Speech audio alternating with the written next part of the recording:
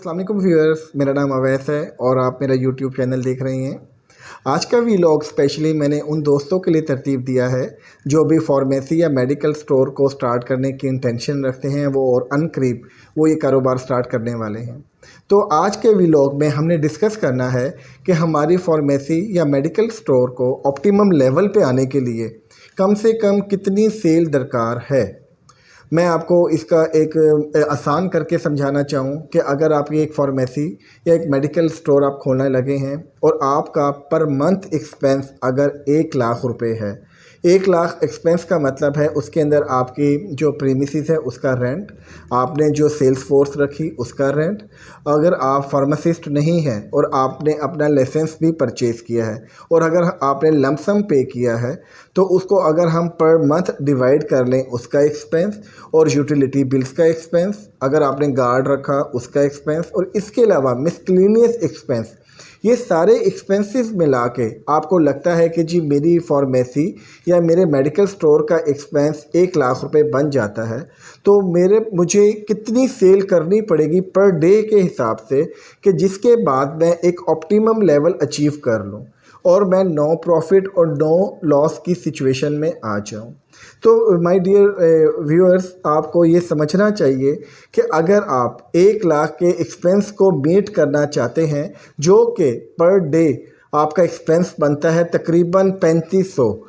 3500 एक दिन का आपका एक्सपेंस बनेगा, उसकी सेल आपकी कम से कम इतनी होनी चाहिए कि जिसके अंदर आप अपने इन तमाम एक्सपेंसेस को मीट कर लें।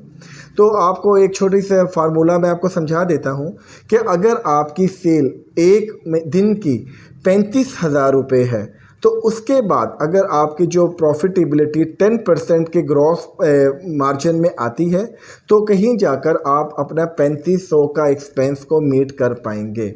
अब कुछ लोग कहेंगे कि जी नहीं 10% से ज़्यादा प्रॉफिट होता है और कुछ लोग कहेंगे कि नहीं 10% से कम प्रॉफिट होगा। मैं एक एवरेज प्रॉफिट ले रहा हूँ क्योंकि आपको जैसा कि पता है कि गवर्नमेंट ने अभी न्यू टैक्सेस इम्पोज किए हैं मेडिकल फील्ड के ऊपर, स्पेशली प्रोडक्ट्स के ऊपर, जो कि आपको एक मल्टीनेशनल जो कि मोस्ट रनिंग प्रोडक्ट्स हैं आपको 15% की जीपी पे मिलती थी, वो अब आपको मिलती हैं 14.5 या 14% के ऊपर। 14% उन लोगों को जो कि नॉन फाइलर हैं और 14.5% उन लोगों को जो कि फाइलर हैं और जो रिटर्न जमा करवाते हैं। तो हम जनरली देखें कि अपनी मतलब लोकेशंस पे तो मोस्टली लोग नॉन फाइलर होते हैं जो कि फाइल्स रिटर्न नहीं करते, तो उनको जो आजकल जो मेडिसिन मिल रही हैं वो 14% पे मिल रही हैं। अब जो मुल्तान की लोकेलिटी का मोस्टली कस्टमर है वो डिमांड करता है कि जी आप उसे 10% डिस्काउंट दें। अगर आप 10% डिस्काउंट नहीं देंगे तो ग्रेजुअली क्या होगा कि आपके ट्रैफिक कम होना शुरू हो जाएगी और आपका टर्नओवर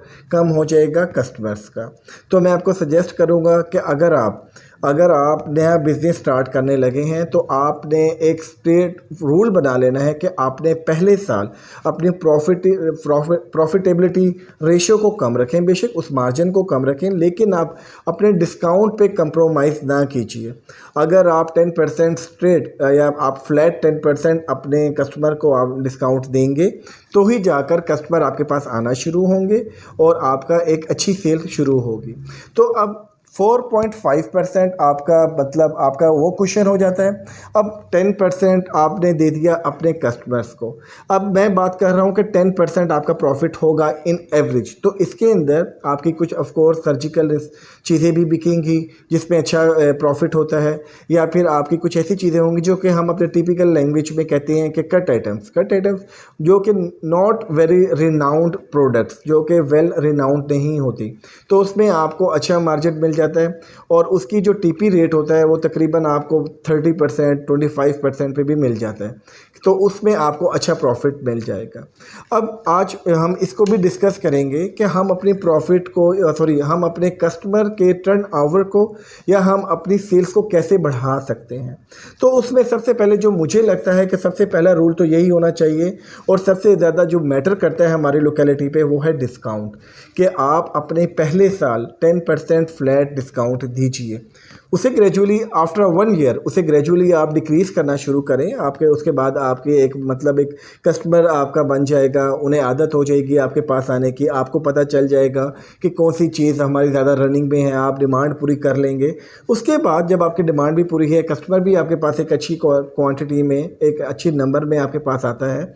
तो आप अपनी से डिस्काउंट को कम कर लीजिए। बेशक 7% पे ले जाएँ, 4 पे ले जाएँ, 5 पे ले जाएँ। तो शुरू में आपको चाहिए कि आप उसे डिस्काउंट दें ताकि कस्टमर आपके पास आए। नंबर 2, आपकी सर्विसेज अच्छी होनी चाहिए। सर्विसेज किस सेंस में? सर्विसेज इस सेंस में कि आप और आपकी सेल्स फोर्स, कोई कस्टमर आता है उसे आप ग्रीट करें, हंसकर मिलें, उसे अच्छा ट्रीट करें। अगर आपके पास एक लॉन्ग क्यू है और आपके पास ज़्यादा कस्टमर एक टाइम में आ गए हैं, आपके पास सेल्स फोर्स 2 की है, और इनिशियली मैं आपको यही रिकमेंड करूंगा कि आप अपनी सेल्स फोर्स को कम रखिए, आप अपने एक्सपेंस को कम कीजिए, आप अपनी कॉस्ट को कम कीजिए। तो अगर आपके पास सेल्स फोर्स 2 की है और आपके पास लोग 10 या 11 आ गए हैं, आप एक काम कीजिए कि आप सबके प्रिस्क्रिप्शन आप उनसे ले लीजिए। ये ना हो कि आपने 2 की प्रिस्क्रिप्शन पे करना अपने प्रोडक्ट्स या अपनी मेडिसिन निकालना शुरू कर दी और बाकी 8 आपका वेट करते करते उसमें से 3 वापस चले जाएं कि जी मैं आगे से ले लेता हूँ। तो आप ऐसा कीजिए कि आप उन्हें इंगेज कीजिए। आपके पास 5-6 लोग जो आए हुए हैं, आप उन सबकी प्रिस्क्रिप्शन ले लीजिए और उसमें आप 2-3 मेडिसिन सबकी निकालना शुरू कर दीजिए। तो इसमें एक आपकी सर्विसेज अच्छी होगी, आपका कस्टमर भी सेटिस्फाई रहेगा। नंबर 3, इसमें आप अगर एक और काम कर सकते हैं जिसमें आपकी सेल्स बढ़ जाएगी, और जो सबसे मतलब मैं कहूँगा एवरग्रीन फार्मूला है कि आप किसी भी डॉक्टर को अपने साथ एंगेज कीजिए। अगर आपकी फार्मेसी या आपके मेडिकल स्टोर इतना बड़े प्रेमिसिस में है कि आप एक डॉक्टर को अगर आप एक अच्छा सा चैम्बर बनवा के दे दें जहाँ पे वो प्रैक्टिस कर ले, तो उससे ये होगा कि आपका कस्टमर ज़्यादा हो जाएगा, आपके पास पेशेंट ज़्यादा आएंगे। अगर आपकी प्रेमिसिस इतना बड़ा नहीं है कि जो जहाँ पर आप उसको एक मतलब अपना एक चैम्बर बना के दे सकें, तो आपकी नियर अबाउंट्स में जो भी आपके अराउंड्स में या कोई आपको नियरेस्ट जो आपका डॉक्टर प्रैक्टिस कर रहा है, आप उसके पास जाएं, उससे मिलें और उससे कोशिश करें कि आप उसे डील कर लें कि आपकी जो भी प्रोडक्ट्स हैं या जो भी आपकी मेडिसिन है जो आप मोस्टली लिखते हैं, हम उसे यहाँ पे रखेंगे। और जिस तरह भी आपने उसे सेटिस्फाई करना है वो आप जानते हैं कि आप उसे कैसे सेटिस्फाई करेंगे, लेकिन उसको एग्री कीजिए कि वो आपको मतलब आपके मेडिकल स्टोर को रेफ़र करे, तो इससे भी आपकी सेल एक अच्छी हो सकती है। इसके अलावा आप मेंबरशिप कार्ड्स बना सकते हैं। मेंबरशिप कार्ड बना के अपने कस्टमर्स को दीजिए, आप उसको पब्लिसाइज़ कीजिए, एडवर्टाइज़ कीजिए और लोगों को बताएं कि जी पहले 10 या पहले 100 या पहले 1000 कस्टमर्स को हम मेंबरशिप कार्ड देंगे जो कि फॉरएवर होगा या जो 2 सालों के लिए वैलिड होगा, और उसमें हम एक्स्ट्रा उन्हें बेनिफिट देंगे कि अगर वो 3000 से ज़्यादा या 2000 से ज़्यादा अगर हमसे वो परचेजिंग करेंगे तो हम उसे 11% तक डिस्काउंट देंगे और हम उसे फ्री होम डिलीवरी देंगे। तो ये डिफरेंट टेक्टिक्स हैं जिसके थ्रू आप अपनी फार्मेसी या अपने मेडिकल स्टोर की सेल को बढ़ा सकते हैं। लेकिन आप ये देखिए कि आपने इसको अपने मेडिकल स्टोर के फार्मेसी की जो जीपी है, जीपी स्टैंड फॉर ग्रॉस, जो आपका प्रॉफिट है वो आपका वेरी करेगा 10 to 12% पे। अगर आप अपना हाथ खींच के दें, मतलब आप कम डिस्काउंट करेंगे, तो वो आप ऑफ कोर्स आपका प्रॉफिट तो बढ़ जाएगा, लेकिन उससे एक साइड इफेक्ट ये होता है कि आपको शुरू में आपको कस्टमर को अट्रैक्ट करने में या कस्टमर को आप जमा करने में या एक कस्टमर लॉयल्टी क्रिएट करने में आपको ज़रा मुश्किल होगी। तो आज के व्लॉग में आज यही था। तो होपफुली आपको आज का व्लॉग अच्छा लगा होगा। काइंडली आप इसे कमेंट सेक्शन में आप मतलब मुझे कोई अच्छी सी राय दीजिए, और मैं उन तमाम दोस्तों का शुक्रिया अदा करूंगा जिन्होंने मुझे गाइड किया कि जी मेरे व्लॉग्स में या मेरी वीडियोस में म्यूज़िक थोड़ा ज़्यादा होता है या उसका वॉल्यूम ज़्यादा होता है, जिसकी वजह से आप मेरी बात को समझ नहीं सकते या समझ नहीं आ रही होती आपको, तो उसके लिए मैं एक्सक्यूज़ करूँगा। और होपफुली आज की वीडियो आपको अच्छी लगी होगी। Thank you very much.